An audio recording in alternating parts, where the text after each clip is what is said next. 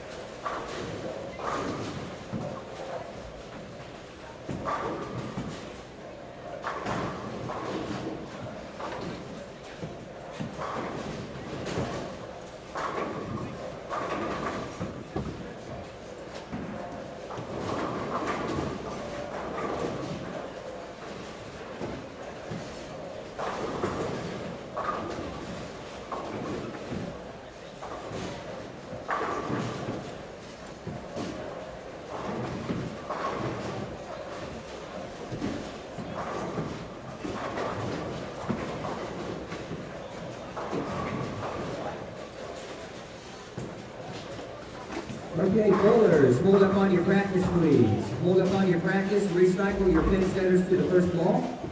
Again, you have last chance for brackets and side pots behind lanes 1 and 2. Bracket games are games 1, 2, and 3. We'll pay each game and series for side pot. Again, last call for brackets behind lanes 1 and 2. Again, you're bowling 4 games. Skipping 2 pair and bowling on the 3rd. Skipping 2 pair, bowling on the 3rd. We'll have your score boards out here in just a minute. Bowler A is responsible for scores on the pair. And please keep those handy so we can come along and rip off your score sheets after each game. Bowlers, good luck.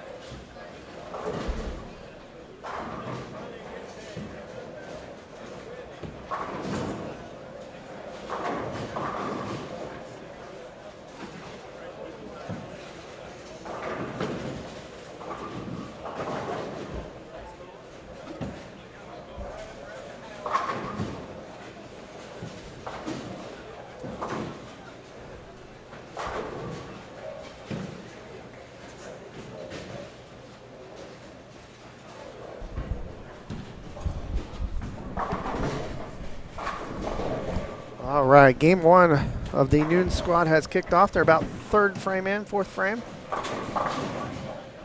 Here at the 2019 Ebonite Lafayette Open, I'm Chad Lester here on Savage Bowling TV.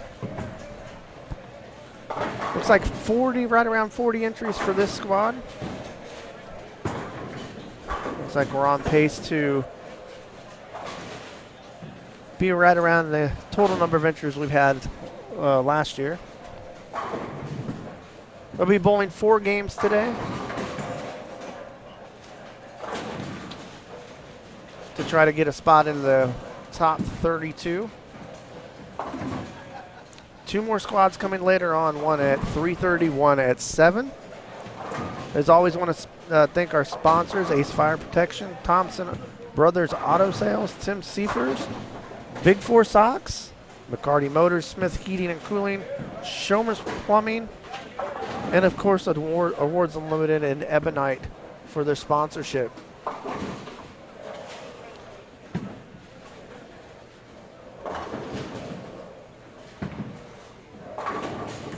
A lot of re-entries, it looks like, this this squad.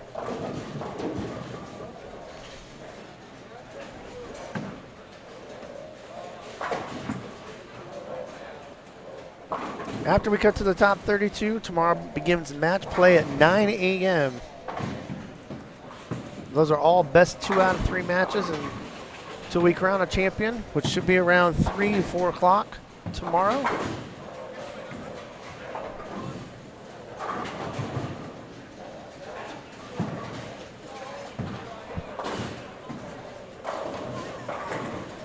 Looks like we have a former champion bowling this field. I'm not sure what lane he's on. Joe Bailey is here. You're looking at lanes 7 through 10. And we'll switch back and forth every 3 frames or so down to 15 through 18.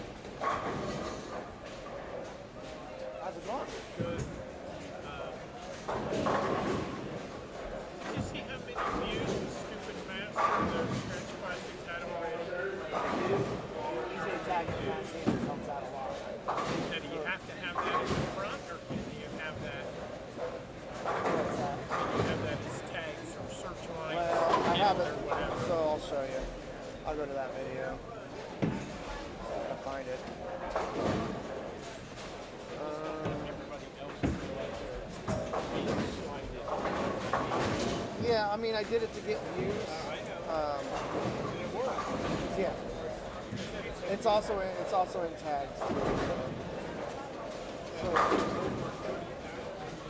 it went crazy. It's like look at that. That's just. Oh no, that's Lafayette Open. I gotta go to videos.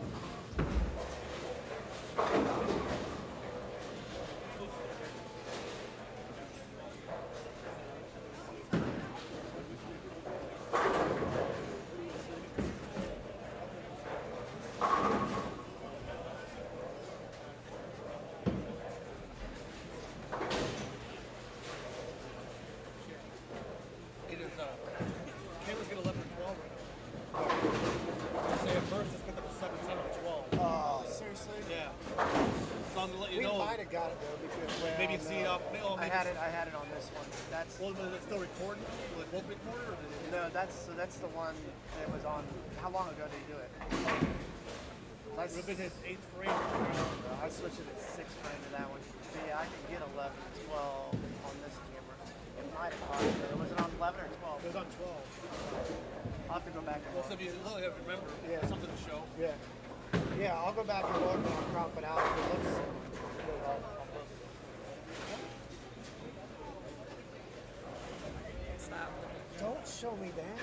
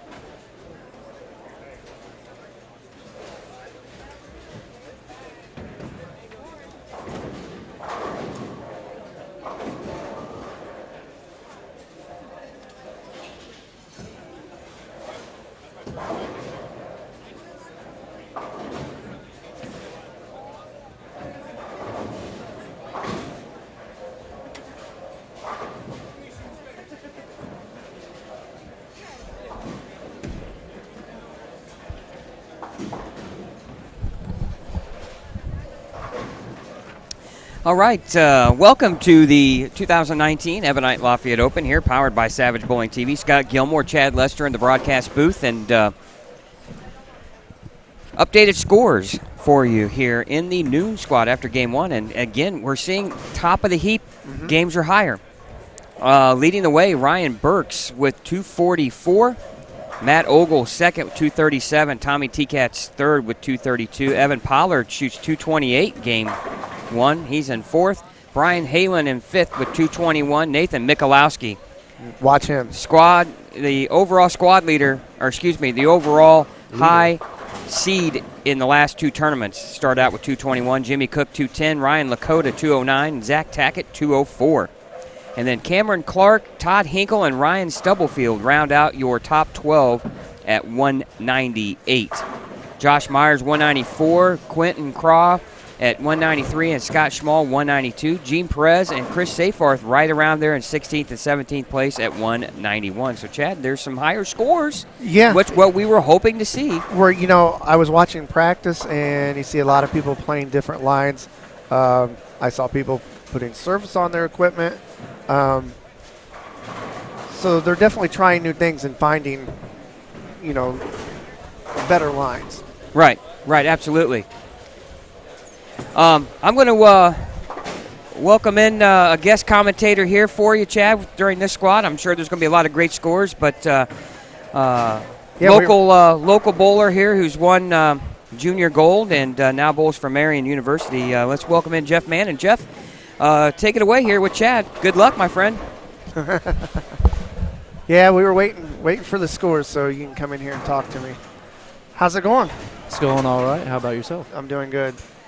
So you've bowled two squads so far, correct? Yes, sir. You bowled last night and you bowled this morning. Did you learn anything today based off of last night, or was it different? I mean, every time we put out the pattern, it's going to get tighter and tighter. Yeah. So it's going to play a little bit different. There wasn't too much that was completely different. This morning was more a lot of myself rather than the lanes being a lot of different. I was a little tight to start, so I never got off to a good start, and that never helps when you're trying to line up, especially when you're still kind of searching for that nice line to give you some good breaks and leave a decent amount of makeables. But, yeah, between last night and this morning, I think it was more of a ball choice other than anything. I think I started with a little too much surface and a little too big of a ball last night. And then this morning I tried to compensate that a little bit, and I think I just made a couple kind of personal errors and never quite got to the feel till I hit that last pair. Sure. Now, on this squad, I see some guys who bowled the last squad trying some different things. A few players are playing farther out. kind of what you talked about, maybe bowling later tonight. What would be your strategy? Based on, we're seeing some different things here, I think. But Yeah, if I bowled again, I'd probably end up with probably a bigger pearl ball with Okay. maybe a touch of surface, and probably start deeper than I had been originally to try and create a little bit of extra room on the inside. It's a little bit flat on the inside, it is. but I also noticed that it's really tight if you're trying to play kind of like up 7, that area where your miss room is almost non-existent. Yeah, you got to keep it in front of you for sure if you're going to play out, and it's tough. We really haven't talked a lot about the pattern today. We did last night. That's for everybody that's watching. It's 45 foot, 1.5 to 1 ratio, so it's going to be pretty flat. 29.2 mils. So that's what they're bowling on today, and it's not been easy, as you can see by the scores. Now, here's the scores after the first game. A lot of the same thing as far as the number of people who are plus after game 1, except the scores are a little bit higher. So, we'll see. This house plays different from pair to pair, as we've known. Even when you bowl league here, it's a little bit different. It's just not as pronounced because you got a flood in the middle on a house shot. Oh yeah. So. Oh yeah. Yeah, I do notice some more people trying to play a little bit more of the inside track rather than really going up kind of 10 to 7, that area. I do see more people trying to shape it in the middle part of the lanes. And some people, I kind of see some people having success kind of going through both of those areas, trying to create a little shape with a little bit bigger of a ball with a little surface. Right. So it's kind of nice to see some of the different ideas people are using, see some of them work, some of them not so much. Yeah. Yeah, like I saw I was watching Matt Ogle. He shot 237 first game. Well, he was practicing in practice like playing the rail, and then he kind of migrated just a little bit farther in. Now I don't know where he's at now, but his ball reaction looked pretty good. Yeah, when I was watching him this morning in the first squad, his look seemed to be really good, and I don't know if he just had a couple splits here and there and kind of held him down a little bit, but every time I looked over, he was going probably like right up 7, 8 area, rolling it really forward, and it looked like a really good line. Yeah, and this pattern, when we not a lot of people bowling right now because they're moving on to the third game, but when we first put it down last night, everybody's practicing. We're thinking, man, scores are going to be pretty good because everybody's striking. They're hitting the pocket. And then it seemed after that 15-minute practice period, when you guys started, everything it's just like it changed. Yeah, I feel the exact same way. Through like 6 frames, it really seemed like it was going to be pretty decently high scoring, and then all of a sudden, I don't know if the transition hit really weird, because I know personally it did for me, but I also got lost a little bit. Yeah, it definitely seemed that the scores started to seem a decently high pace, and then all of a sudden just kind of dropped off really quickly. Yeah, they're definitely changing quickly. I heard a couple of bowlers say they weren't ready for the transition, and then by the time they made the adjustment, it was too late. Yeah, that type thing. Mm-hmm. I feel that's a lot of. I struggle with that as well. Like, I try to hold off on the transition just a touch a little too long sometimes, and that really sets you back when you get behind the move by a couple frames and you're kind of fishing for the next few. Well, when you sit there and think, well, was that me or was it the transition? Mm-hmm. And then you're like, okay, let's do another shot, Yep. And then it also could be, too, that you just have 2 a little bit different lanes and you just can't really see it. You might not have executed really well, and Yep. I never really know what the final determination is or what really the cause was.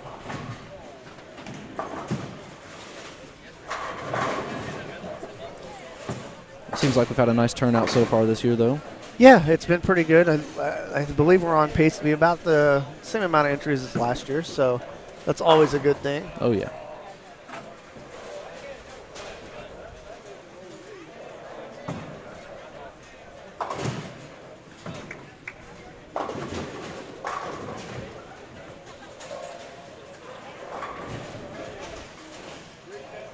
22 years this has been going on.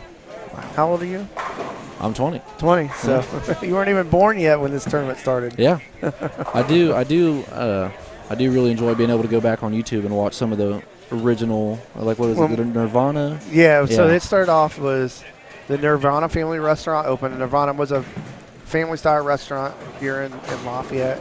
Home-cooked meals. The owner, Spiro Moisidis, was a bowler, and he supported this tournament for a long time, so we put it on TV for a number of years. And then Ryan Burning, who's a ex-Purdue basketball player, owned his own business, a cellular consultants. It was a cell phone place. He jumped on, and he became the title sponsor for a number of years, and then it just became the Ebonite Lafayette Open. But yeah, those early years when we did TV was it was a lot of work, a lot of fun to be a part of that, and it just got too expensive to do TV. Yeah. And Scott was like, I'd rather have that extra money into the prize fund instead of Of course. because then I think they were only paying like $1,000 for first place. Yeah. So that allowed him then to start going $2,000 every year. I know that brings quite a draw of attention when you see that kind of pop up here and there. Yeah. But yeah, it's kind of nice to be able to see the difference now. How, like, when they first started these tournaments and running it, and how much the game has changed, and you can really see it in those videos too. Oh, the you can. style of play and Yeah. everything that's going on with that. Yeah, and I primarily, designed the lane condition for those. And we made them hard, probably hard. Scott might think differently. I think it was harder than this because some of our cuts were really, really low. Yeah. Formats were different though, but yeah, there was one year where everybody played the gutter, Mm-hmm. but that was I think we had Guardian on the lane surface, which was really, really, really high friction. So Yeah. that was the best place to play in this place. Yeah. Personally, I do kind of like these sorts of conditions where it really drives you to you can't really lose focus much at all and be able to have to pick up spares, make consecutive good shots, really stay clean really for the most part, trying to leave as little splits as possible, Yeah, just not give away the head pin. yeah, and then the one year I'm actually bowled in this, it was a 01 or whatever. I actually made the TV show, but what got me through was, kind of the same situation what these guys have. I had some small games, but then I would come back out of nowhere and shoot 230 and just be right up there. But spares got me through. Yeah. If you're a good spare shooter, you can, you can make your way through. And there was one, like, I think the format was a 3-game qualifier, 4-game qualifier. Then it got to, I think, the top 16. And we only went to top 16 for Sunday morning. Then it was match play. And it was 2-game total pin. And so it was 2 or 3 games, maybe. I don't remember. But I remember having a really bad first game and thinking, I'm out of it. And my opponent, the second game, had a really bad game, and then I had a really good game. And then I was pretty much on to the last game to beat him. But you get that wave of emotion, like, I'm done. I shot 140 probably. And then you come back and make the cut and make the TV show. But, yeah, those were the fun days. And there was some long nights on Saturdays. Cause Oh, yeah. the qualifying would get over, I want to say probably around 7 or 8, and then we weren't done. We set up for the TV show then, Oh. and we would stay here until 1 or 2 o'clock in the morning because we put up our own set. We like felt walls and stuff like that. So, ton of work. Yeah, I'm sure it definitely made for some long nights. It did. Yeah. It's also kind of one thing I like about these two is it pays to be consistent, but it also pays to have a couple good games here and there because it also kind of allows you to have kind of a low game if you would have one. Yeah, the low score when you can go 140, 220 and move up 30 spots. Mm-hmm. Yeah. It's not all lost because you shot 140. Yeah. Now, would you like to have some shots back out of that? Sure, but it's not a killer. Yeah. You could take Billy Goodman, for example, from the first set. Started super low and put a couple good games together and ended up being minus 36 after being minus a really good amount. Yeah. So, yeah. Always pays to have a couple good games on or there.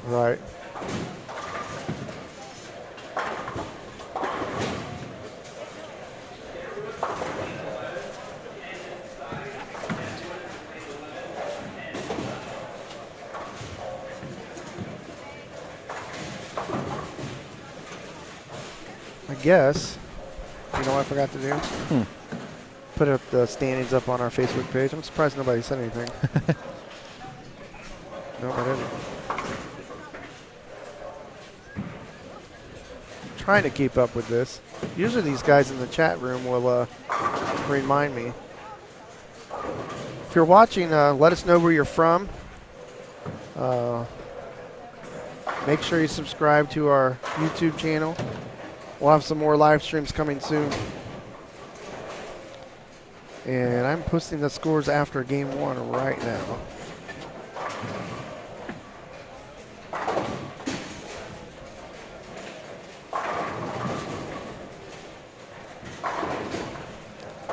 So you're right in the middle of college bowling season. Yep. A little bit of a break, both for Marion. How's that going for you guys this year? It's going really good. We've had a really strong start to the season. The first weekend we had back-to-back third-place finishes, so that was really nice. The first Tier 1 we bowled wasn't as quite as high as we had hoped for, but we followed it up bowling our second Tier 1 last weekend. And after day 1 we were leading, and I think we ended up being third by just about 15 pins or so. So oh, great. It was a much better outing. We had a really strong group this year. It's a lot of fun, though. I've had college bowling's the best. I did it for 1 year and wish I could have done it longer, but I was an adult student. Yeah. I had to pick. there's no experience quite like college bowling. Yeah, I mean, I got to go to nationals, so I got to experience everything. So it was cool.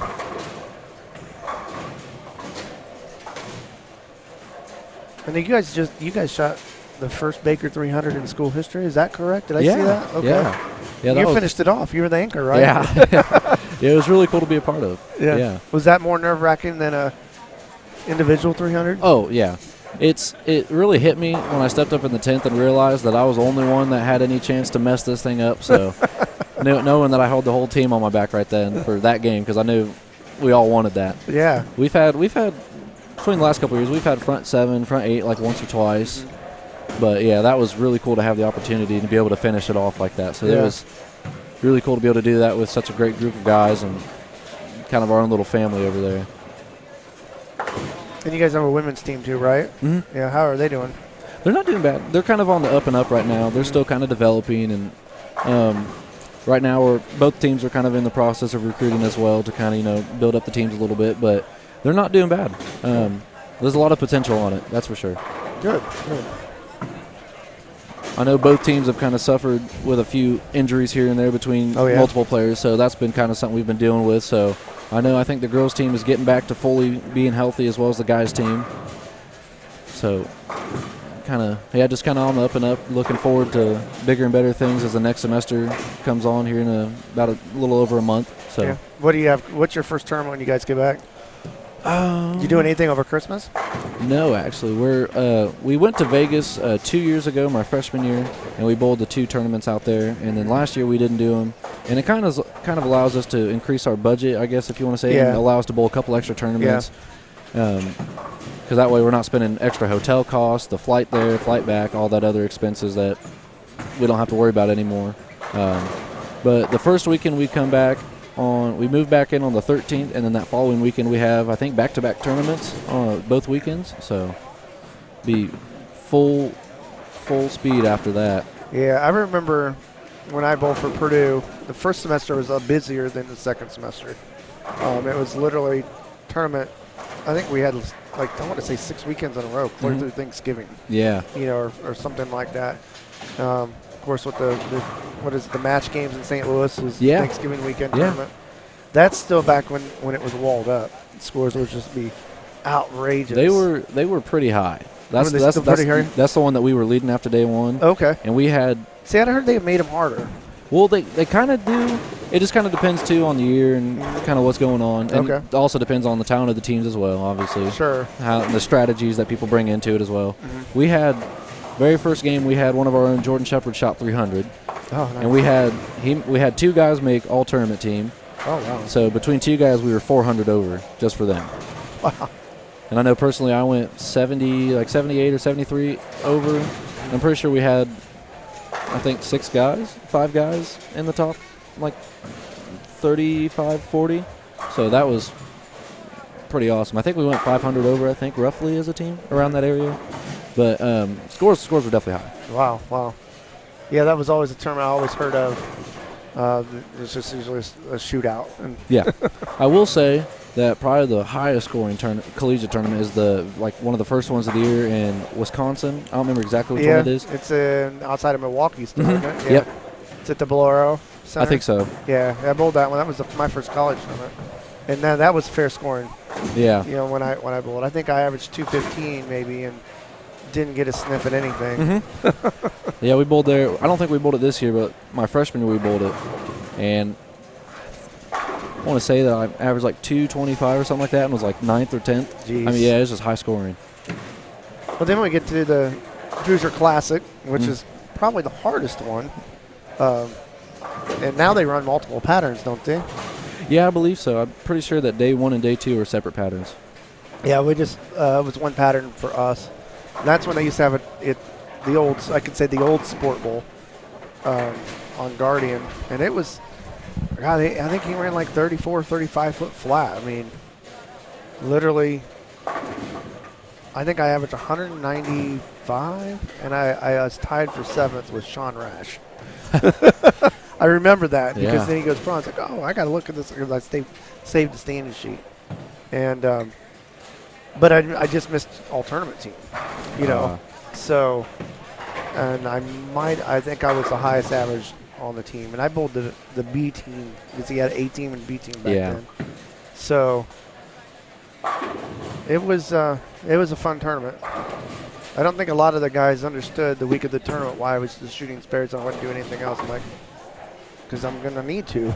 Exactly. So yeah, the Hoosiers definitely one of the harder tournaments of the year, and it's also, I think it's probably the biggest tournament of the year. It is, yeah. Especially with it being right before national or sectionals and stuff like that. I think it's in fact, I think it's the last tournament that they have before sectionals. I believe so. So it might be a weekend or two before. Yeah.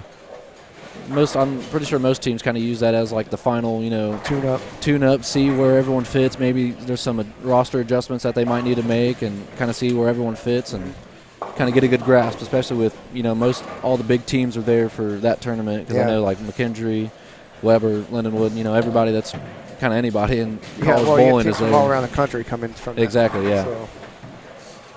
It's crazy to think too that you have to have separate squads for an 80-lane center for a college bowling tournament. Yeah. It's wild. Yeah, I think they don't give them the full 80 lanes, I think it's like 70 or 60. Yeah, they think the last 10 lanes they don't use. So still crazy to think about. It is. Yeah. It is. We got that many teams come in now. I don't remember how many lanes Sport Bowl had, but I want to think it's in the 40s, and there was probably just 2 shifts for that. Yeah. So, and that tells you how much that tournament's grown. And of course, Nick Hoagland and his staff are the people who run it, and they do a great job. Yeah. I do like bowling on some Nick Hoagland patterns. Yeah.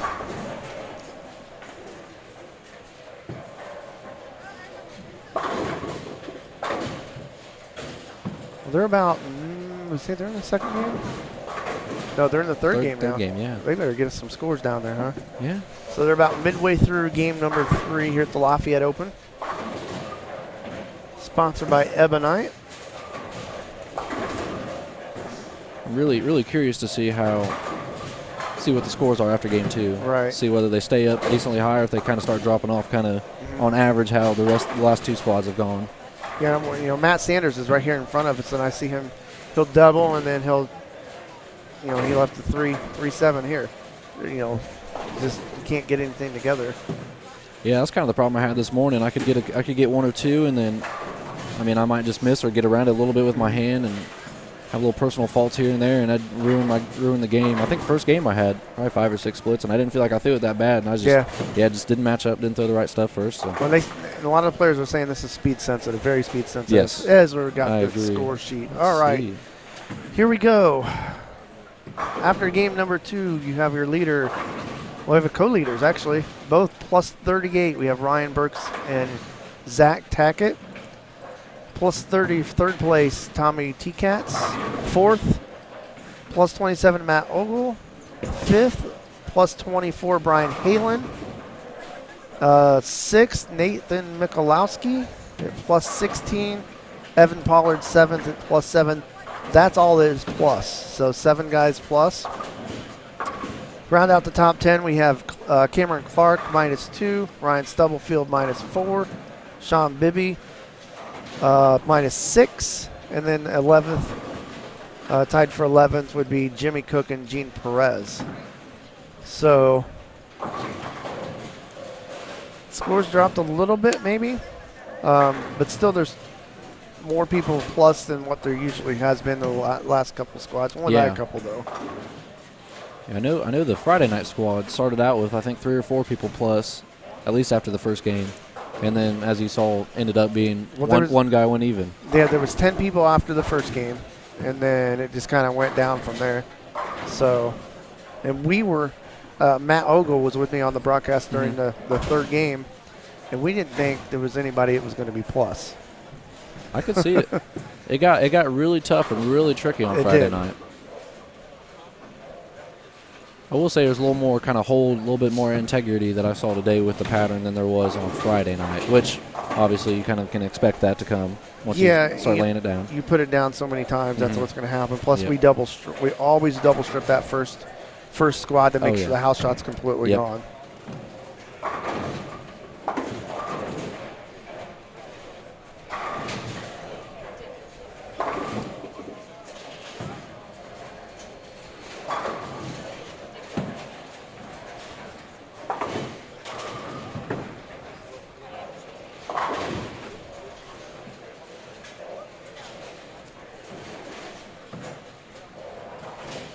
Squads are running on time, which is a good thing. Always. It's really not a bad thing if they run behind, because usually that means you have a lot of entries. Yeah. When you start having to put 6 bowlers on a pair, it's not a bad thing. But that's only happened a couple times, you know. It happened at the 21st or the 20th anniversary. Every squad ran behind. Yeah. I see a lot of people hitting the pocket, but then I see a lot of people leaving splits still. Yeah, that's the thing. If you're just a little bit behind the head pin at all, you've got a lot of chances to not leave something so nice. That was my problem running in game 1, game 2. I just couldn't quite get the right angles and not the best of ball reactions. Still see a lot of people kind of still trying to play a little bit straighter, kind of like Cameron right here in front of us. And that looks like he's got the right idea, I think. Yeah. Because he can keep it straight and just kind of force it down the lane. That's how I feel like how he's doing. He's just like, I'm just going to force it. And I see Nathan Mikulowski over there as well, kind of has that same idea of playing inside a little bit too, that the two kind of defined lines that I see people primarily using the last 2 days. Yeah, and you know, I'm seeing the left-handers still try to play outside, and I don't know why they won't move in. Now I know as a left-hander, it's not natural for us to play inside. But, you know, for guys like Matt Sanders, who plays inside a lot, you know, he prefers to play inside. I'm surprised he's still playing out. And he's not having a very good game at all this game.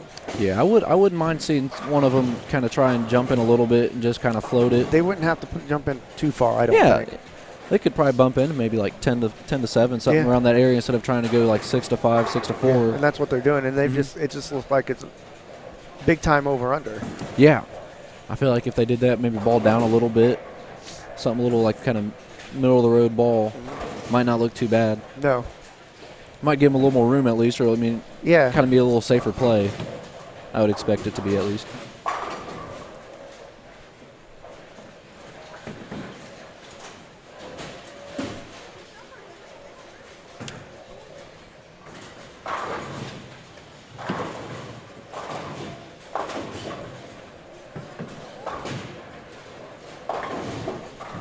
Then we have Josh Myers here. He's another one. He's playing right off the gutter, and I've just seen him over, under. You know, that's the second frame in a row I've seen him just miss the head pin. Yeah. He's sitting in 25th right now. He had a good first game, 194, and then shot 138 second game. I was watching him and Tommy T-Kaz on the first pair Tommy was throwing it really good. He's still kind of playing that same area, going roughly maybe like 25 to 10, kind of down lane, with like a phase 2, I think, with a little bit of surface. Yeah. So a little bit bigger of a ball, pretty smooth reaction, nothing too angular off the back end. That's kind of going to a little more forward as well, so it's going to keep you really in play and leave at least something to make or pick up. Right. Especially when you kind of miss a little bit. So he got a couple good breaks, shot 230. And for the Vudong fans that are on the chat, because a couple people asked about Vudong, he's sitting in 32nd right now at minus 79 after 2 games.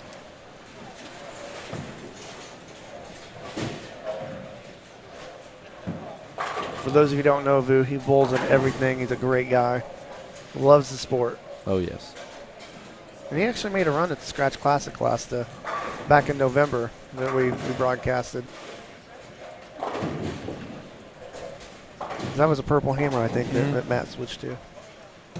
I don't think I've seen him try to play in at all. I don't think so.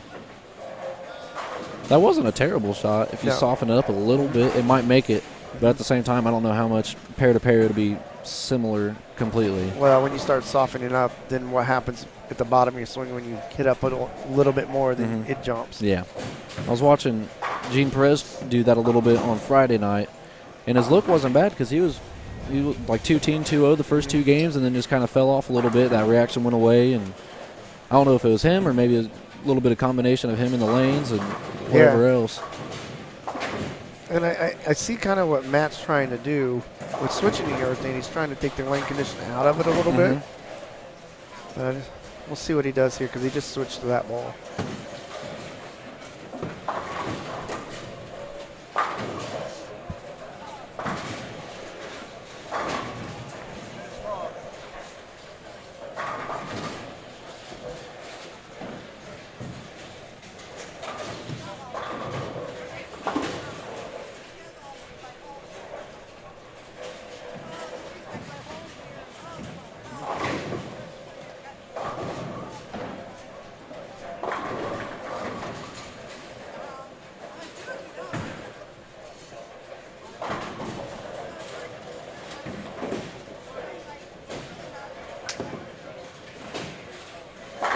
That didn't look bad. That looked really good. I couldn't quite tell what the full adjustment off of that last shot was, but that looked really solid. It was a little bit more direct for sure down on the lane, but I do know that he'll have to be pretty consistent with it. The only fault I saw with Perez throwing it was if he was going like up it really well, so he was going like 2-2 almost. Yeah. But if he kind of leaked it a little bit, went like 2-1 or like 3-2, it didn't quite make it back. And if he kind of missed in, it had a small chance to hold. But if he grabbed it at all, it just had no chance and kind of went through the face a lot. Yeah, I saw him leaving a lot of washouts. But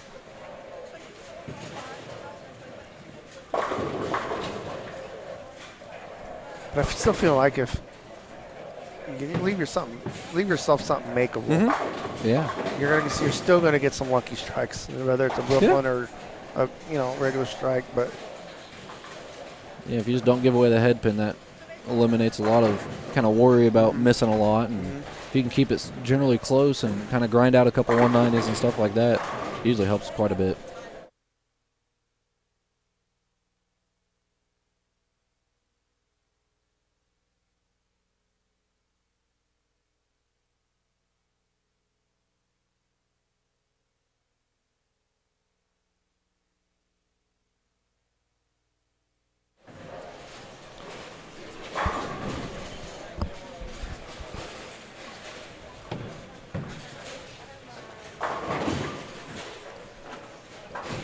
all right, so about when we get to the end of this game, we're going to take a quick break. I got to go check out a camera. Somebody said the battery's low, which is impossible when it's plugged in. So I'm going to go look at it, and I'm sure it's fine, though. Technology nowadays. Yeah, it can never be too sure. Yeah. I mean, it could have been somebody who unplugged it. That's happened before. That's true. 'Cause we have a box down there with different plugs. So sometimes people will plug their cell phone chargers into it, and then they'll unplug the wrong one. Yep. So then that's when the battery takes over.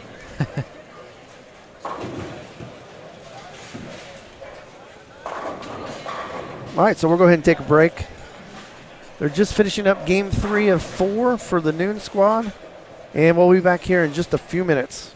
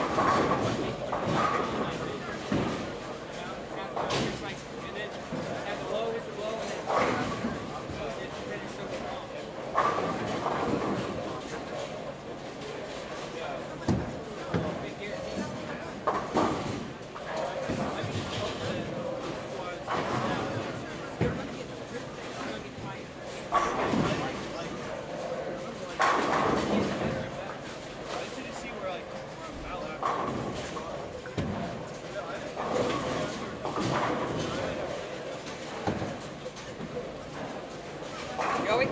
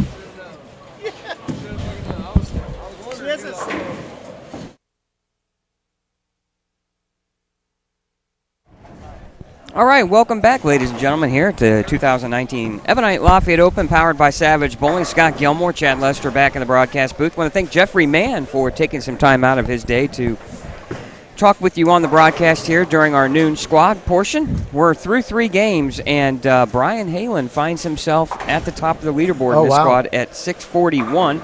Really consistent. Tommy T-Cats is in second at 625. Cameron Clark jumps up to third with a 620 series. He shot 222 game 3. Nathan Michalowski, steady Eddie, right? Plus 15 after 3. Gene Perez jumps up into the top 5 with a 220 his second game. He's at 608. And then we have Ryan Stubblefield at 608 and Zach Tackett at 601. That are the guys that are plus. Only 7. Ryan Burks is right there on the door at 599. Scott Schmall at 581. Zach Doty, 573. And then Matt Ogle had a tough game. His third game, shot 146, dropped to 573. TJ Schmidt, Sean Bybee, Evan Pollard, and Chris Safarth round out your top 15 at at 564, 570, and 572 respectively. So again, scores. Boy, it seems like, Chad, as I'm watching things go, guys can hit it in game 1, and some can hit it in game 2, and then all of a sudden you get to game 3 and 4, and it's a dogfight. Yeah, and that's when we're seeing the most transition, I think, and also is it the pairs that they're moving to with some of these guys, because they're up, down. So it seems like some of these guys are starting to figure it out because we have more guys plus at the end of game 3 than what we have in the prior squads. So yeah, it's just we'll see what happens in this last game. Yeah, guys are just grinding and grinding and grinding, and you just see after every shot, it's just like they just are worn out. Yeah, and then mentally. You know what Aaron McCormick said? He's like, I sure hope I make it because I don't want to have to bowl a game 4 again because the fourth game was the hardest. Yeah, it's just, I mean, you're just grinding away here all day long, and it's been a tough go. Matt Sanders not having a good run at it either. He went 173, 150, 150. He's minus 121. Mikey Schwebel down in 24th spot at 515.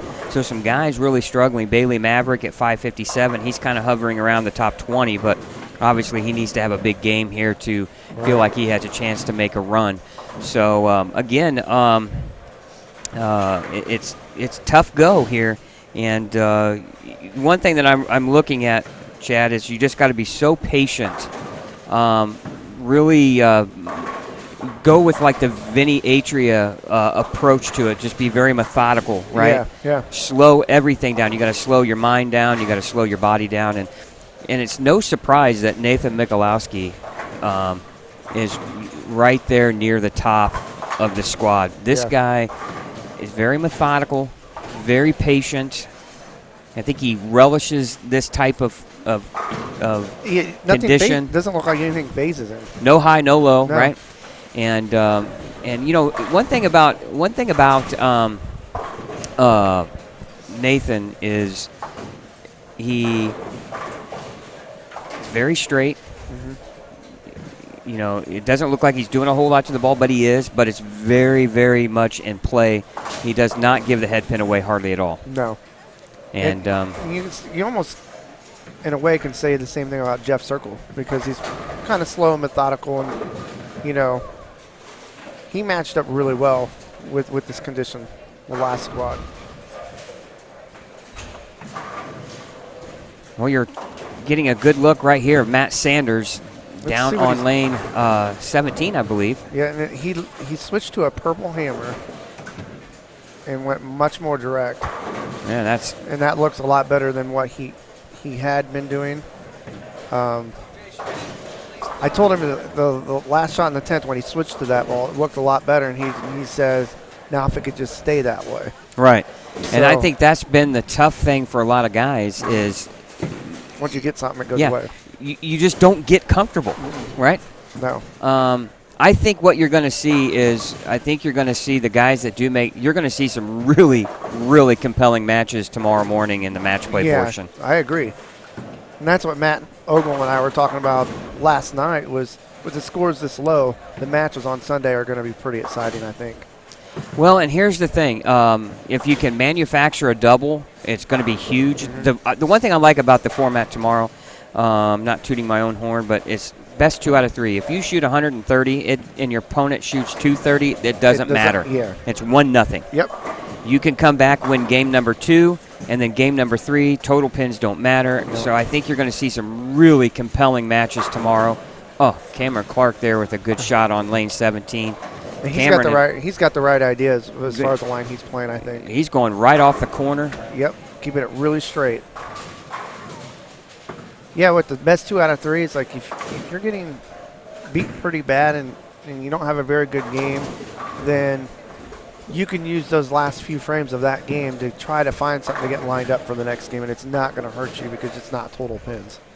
Well, right now, Jeff Circle at 837 is your overall leader.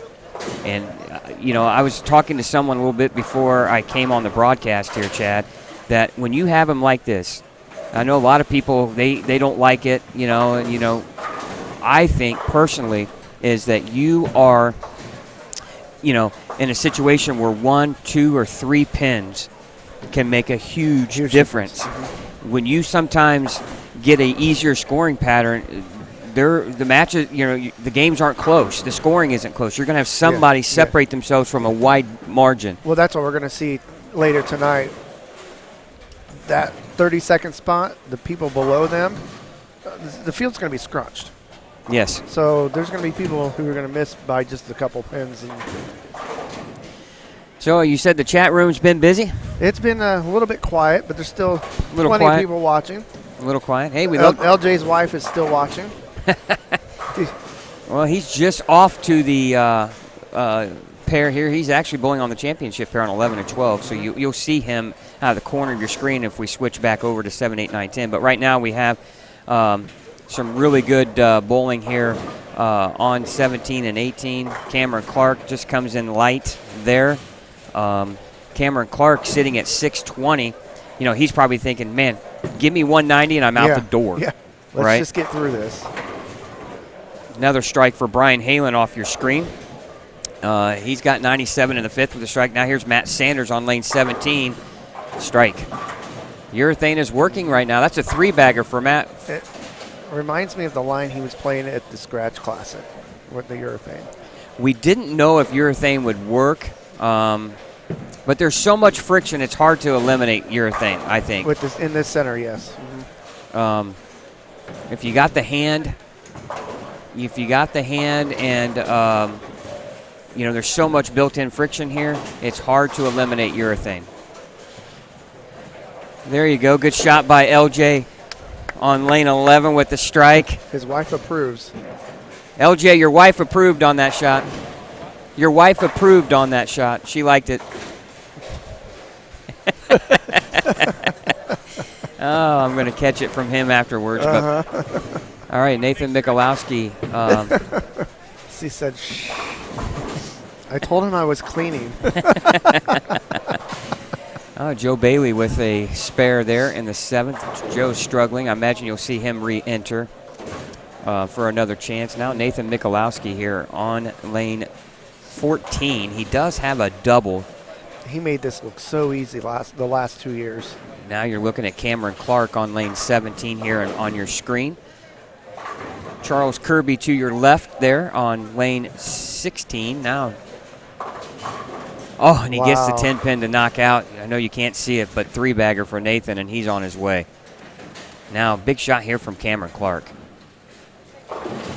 Comes in, and he trips the 2. And I feel like he's just trying to keep it in play also and try to stay out of trouble. So hey, why not? I like the line. I do too. He did this right in front of us the last frame. Brian Halen comes in light and leaves the 8-10. And that wasn't a terrible shot.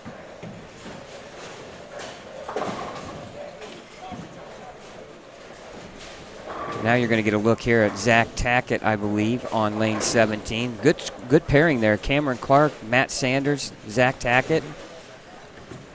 Now Matt going for a 4-bagger here in the ninth. He's on lane 18. Here he is. Right off the corner with the urethane. That's going to come in light. He wasn't as direct. There's the miss. And he knows right now he's just looking maybe for something for the next squad if he decides to bowl. Yeah. Here's the thing, Chad. We're on pace right now. Low cash or in the top 32. It's on pace to be $300 right now. Not too many tournaments you can say. You could enter 3 times and get your money back. You win a match and you make money. Here's Zach Tackett on the left lane, 17. Ooh, wrap 10. Great shot there. Zach with 162 in the 8th, so he's on a good pace here to shoot 800. Actually, if he spares strikes, he'll be at least 201, 202. That would put him in the 8-0 range. I forgot to tell you earlier, somebody grabbed me and said, hey, do you have the cameras on 11 and 12? And I said, no. He's like, well, somebody just picked up the 710 on 12. Oh, really? Wow. We missed it. Bummer. So it's hard to throw pins like that here, too. The sidewalls are not – here's what makes carry so hard in this place. The sidewalls are not super active. No. The pins don't bounce a ton. And if you don't have the ball going in the pocket at a good angle, you'll leave a lot of flat corners. I can vouch for that in league. Yeah.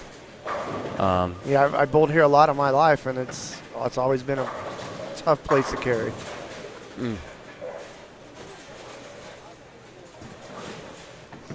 Now Nathan Mikulowski with light mixer. Oh, and they all go down.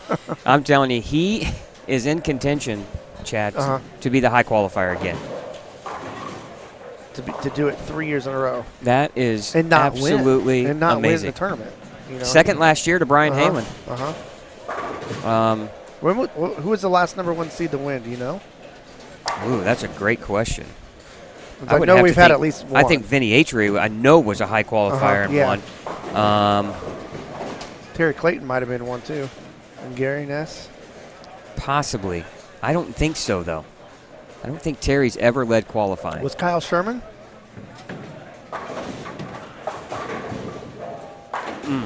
I don't believe so. I don't think he was the number 1 seed. I think he led his squad, though. Yes, I don't think he led. I think the year that he did, I think Mike Cowell or somebody like that shot 922. I think he was the only guy over 900 for. I mean, you're not going to see that today. No. Now, Nathan, you know, I mean, he could strike out for 260, and that would put him at an 870, and I don't know if anybody touches that. No. But he's got the right idea, Chad. It's just nice and straight, nothing away from the head pin all that much. Tommy T-Cats. And he doesn't have a ton of ball speed, so I think that kind of helps him. Tommy's got 116 in the 6th with a spare in the 7th, and he's in 2nd with 625. Off your screen is Sean Bybee, one of the assistant coaches for McKendree University. Sean was part of that national championship team a few years ago for McKendree. Great program. Was going to give Charlie Reed a hard time. I talked to Charlie last year, and he said, I'm going to be back. And then Brian said he backed out at the last minute. So, Charlie, you don't know what you're missing here, man. Yeah. So, a couple of guys. I don't know what Cameron Clark has, but he just washed out here. Cameron washed out here in the 10th frame. He's got 173 right now, and that would put him in the 790s. Gets 2 pins here. Important shot here, I think, to at least get 2 pins, because 2 would mean 4. And he's going to miss all of them. And it went right around the 10 pin. Oh. He's stuck a little bit. He's going to shoot 177. Chad, that's going to put Cameron at 797. I think that gets in. That's good enough. And here's the thing. We'll have a better idea here probably after the squad, wouldn't you say? A little bit more of an estimate? Yeah. But you know what? Here's the thing. How many guys want to re-enter that are, let's say, 30 or 40 under, and the cut's 20 under? Right. It's not like you got to go out and shoot a gigantic number. No. Right? That's a couple spares. Right.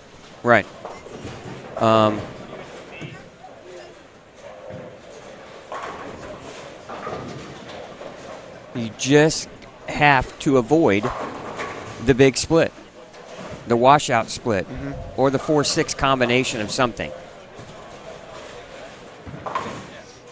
And Sean misses his spare in the 10th. He needed the first 2 to get in the 790s. 177, Sean Bybee. He's going to shoot. That's going to be 740. That's not going to be enough. No, that's a little bit. Oh, what a break for Tommy. I don't know if you can see that. We're down on 7, 8, 9, and 10, right? Yes. So now we're watching Billy Goodman. Now, Billy Goodman, he had probably one of the most frustrating blocks you could possibly have. Billy shoots 1-13 his first game, and then finishes at plus, I think it was like 40 or 50 to get to minus 30. And actually, he shot 250 his last game, so he was 60. Yeah, he was 50 over at his last 3, and to get to like 764. Wow. And that's going to be on the. That's frustrating. Yeah, that's not going to be enough, I don't think. Now, Billy was struggling this series. He went 150, 150, 170, and he opened for 169. So Nathan leaves the bucket here on 13. Well, he's 218 right now. 633. He's got to make this spare, Chad, to go around Jeff Circle. And this is no gimme either. No, this spare right here is for the squad, the tournament overall lead. Oh, what a spare. Picture perfect. Gosh. Textbook. Thing of beauty right there, I'm Yeah. telling you. You can't see this, but, man, we wish you could. Actually, you'll probably see him coming out of the corner of your screen here.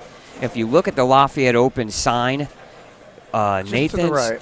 Nathan is just to the right of that on lane 13.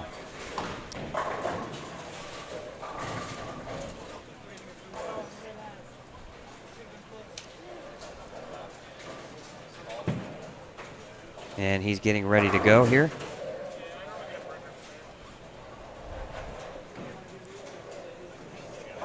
Comes in like, oh my God, He tripped the bucket. crumbles a bucket that time for 236. Nathan Michalowski right now is plus 51, takes over the tournament lead, and he can go for the #1 seed 3 consecutive years. How amazing would that be? That's awesome.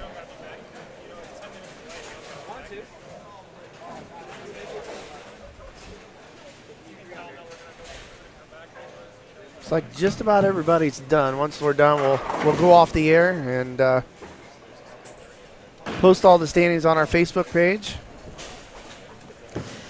Yeah, that's going to wrap things up here. I'm going to take off. I got to get ready for close this squad out. Yep. And hey, new squad leader or new tournament leader right now is Nathan Michalowski. No shocker. He shoots 236 his last game. Yep. Now Brian Halen shot 174. He's still going to be plus 15. So he's in. That's a great score right now. It is. So anyway, that kind of gives you an idea of what we have. I don't know what Scott Schmall shot because he was at 581. He was on 9 and 10 here. So if he shot 222, Chad, he would be plus 3. So I don't know what. I don't think he was. So I don't know who that was. In the ninth frame, he shot at a 10 pin and made it. So I bet he was B. Well, that showed him missing it. So. On the ninth frame. Oh, in the ninth frame. Wait. So would he be? Could he be A? He was on lane 9. 191. That would be if he shot 191. That's 770, 228. Oof, going to be real close. So, anyway, Okay. I'll let you wrap things up, Chad, and we'll see you for the 3:30 squad. Alrighty. All right, as they finish up here, we want to thank our sponsors for the tournaments. That would be Awards Unlimited, Ace Fire Protection, Thompson Auto Brothers. Scott comes back. Hey, just FYI, Scott was 222. Oh, well, that's great. So he is plus 3. So that's a locker. Yeah, it is. You might as well put your stuff in the back locker room, right? Ready Yep. for tomorrow morning so you Yep. don't have to haul them in and around. I can't imagine that won't make it. Yeah. So anyway, we'll know more here after we few wrap minutes. this squad up, and we'll have overall, when we take the air for the 3:30, we'll do the overall standings after 3 squads. Sounds good to me. All right, see you guys. All right, as I finish with the sponsors, Tim Seifers want to thank Big Four Scott's socks.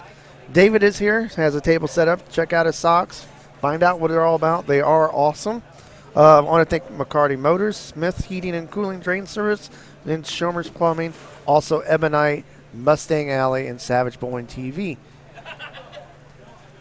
We're going to go ahead and go off the air. We will be back on the air at 3:15 for the next squad. So about an hour, we'll be back on the air. And that that next squad starts at 3:30. So we'll see you around 3:15. And be on the lookout on our Savage Bowling Facebook page for the final standings of this squad. So long.